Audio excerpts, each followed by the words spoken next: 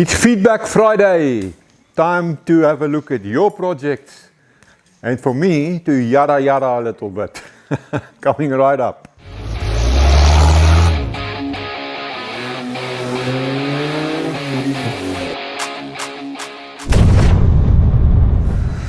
Hey, how's it, jokes, and welcome back to my shop. So I haven't posted a video in nearly 3 weeks. I mean, I haven't been absent that long since I started this channel, over nearly 2 years ago.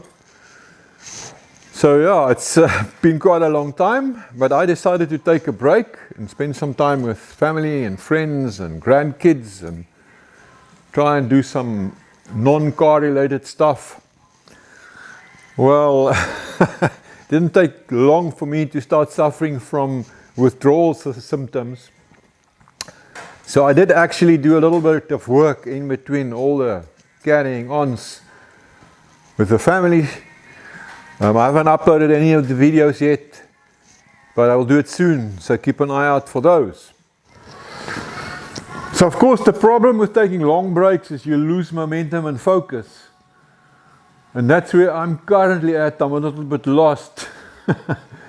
I actually feel like my mouth is bigger than my tummy because I've got 3 different projects on the go, as some of you will know.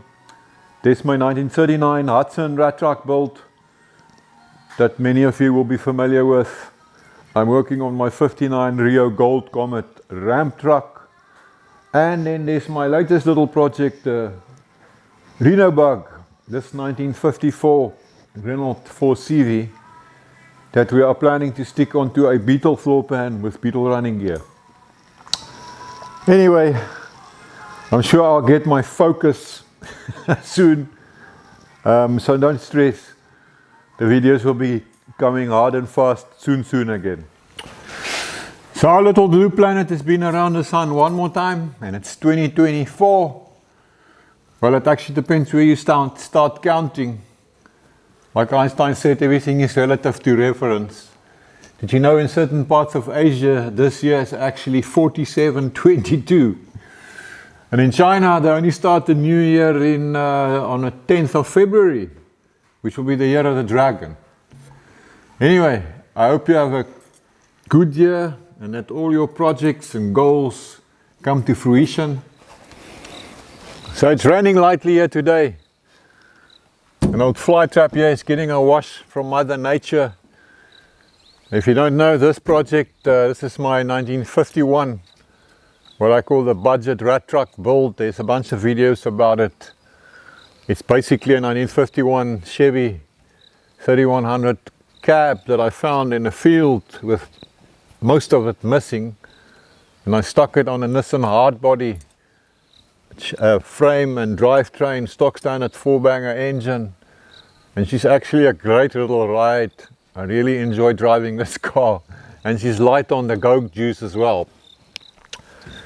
An exciting thing that happened here is in the last week or so, about a week ago, yeah, was that I got the surprise visit from Mesco Engineering Supplies, who brought me a nice new sign to stick on my wall. I'm going to show you a quick video clip of that event. So check out my new sign that I just got from my sponsor Mesco. Isn't it freaking awesome? Look at that poor dude. Yeah, it even looks like you. And this is Michael, the owner of Mesco's nice daughter Michaela. Hi. Thank you so much for the sign. It's freaking awesome. I'm going to stick it right up there on my wall. And many thanks to the whole team at Mesco for all the nice service and the bolts and the fasteners and everything else. I can't speak English properly. Everything else I get. Thanks Michael and the team at Mesco with his lovely daughter Michaela. Appreciate your support. Mesco has been sponsoring all my fasteners, bolts and nuts, whatever you can think of. Whenever I visit them, I'm always amazed by the variety and the range of products and fasteners that they carry. I mean, you name it, they've got it. So well done Mesco, and thank you for supporting Rat Rods for Africa. I appreciate it. Here's a close-up of the sign. Check out that dude in the blue hot rod there. It's a cartoon image of me. And this artwork was actually done by one of the girls working at Mesco And now this OG has forgotten your name, my dear. Damn, please forgive me. There's one more thing on my mind before we have a look at your projects. And that's this whole business of the keyboard warriors looking for every possible excuse, an opportunity to comment on PPE and safety issues. So in that regard, I'm going to do a little book reading. And don't worry, it will be short. One of my favorite books is called State of Fear by Michael Crichton. And I just want to quote a little passage that he wrote.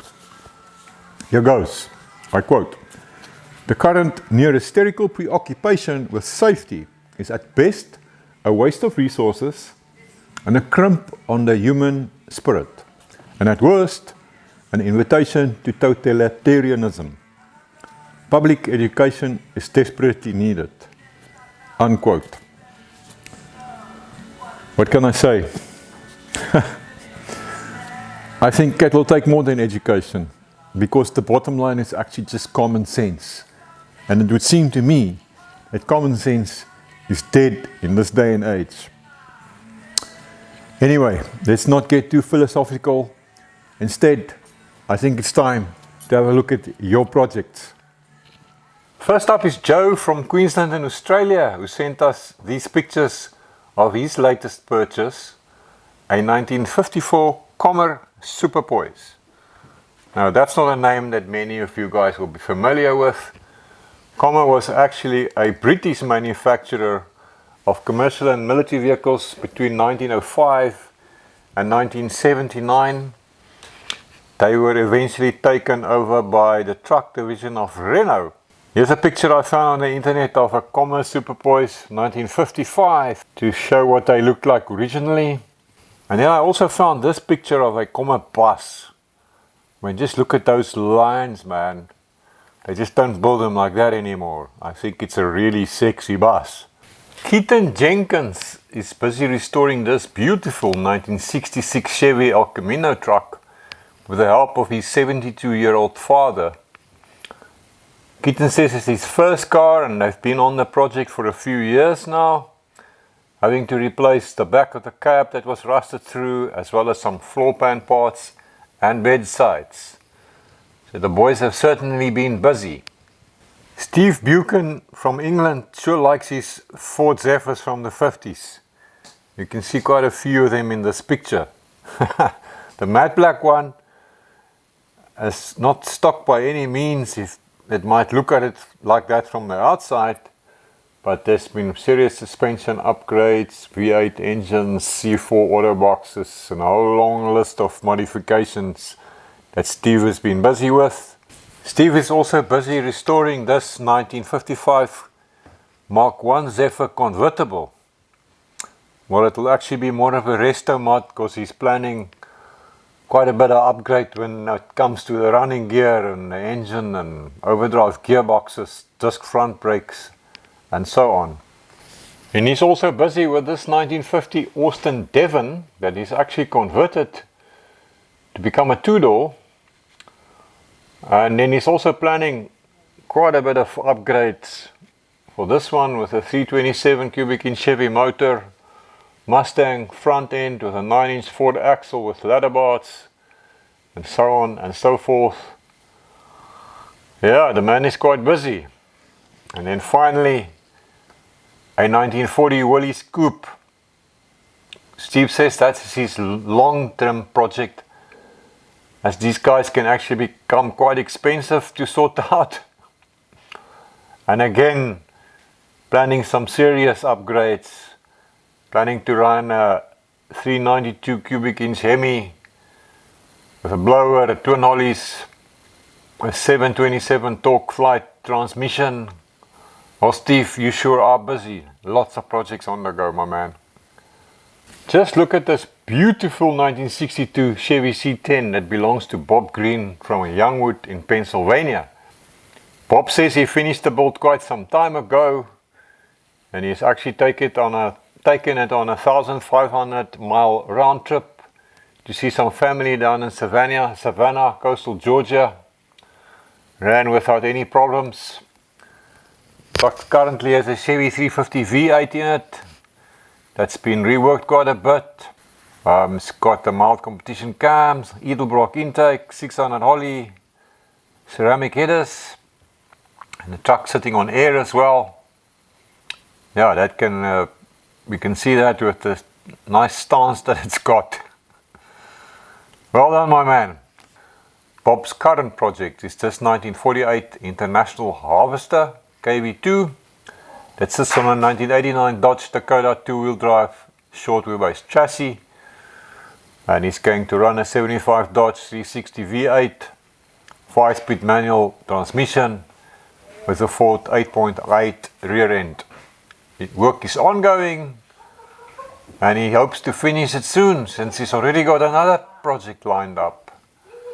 Bob, you sure are busy as well, my man. I love it.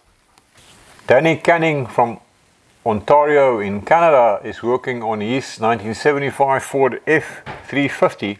He's busy putting the body on a 2004 6-liter all-wheel drive Cadillac Escalade chassis. I hope I say that word right, Escalade. Danny says it's not finished yet, but it sure is coming along.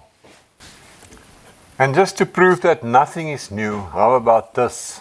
Frank is also busy putting a Renault 4CV on a Beetle floor pan, just like the project that I'm currently busy with.